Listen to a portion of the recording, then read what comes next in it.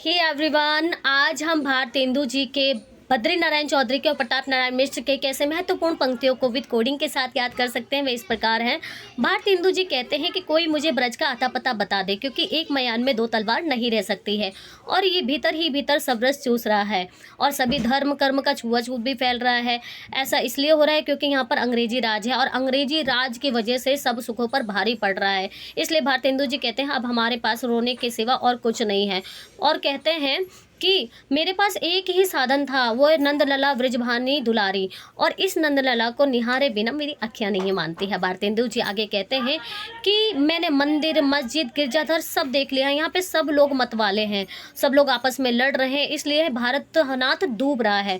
जब भारतनाथ डूब रहा है तो भारतेंदु जी भारतीयों से कहते हैं कि भारत निज भाषा की उन्नति करो, वो ये सब उन्नति के मोल है, और साथ ही अपनी भुजाओं को फड़काओ, तलवार को उठाओ और श्री राधा माधव के चरण युगल में जाओ।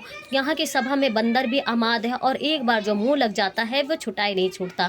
बद्री नारायण चौधरी बदर बदर करके ये दिन दिन निर्धन होते जा रहे हैं। इसे देखकर सब लोगों को अचरज होता जा रहा है और भारत भूमि पर महाभयंकर भारत हो रहा है और यहाँ पर हमारी भारत भूमि जो है वो धन्य है, क्योंकि यहाँ पर सब रस उपजाऊ है। और ऐसा इसलिए क्योंकि यहाँ की बगियन में वसंत भी बसेरा किए हुए हैं। प्रताप नारायण मिश्र कहते हैं कि कौन सा ऐसा व्यक्ति होगा जिसको करेजा कसकता नहीं होगा।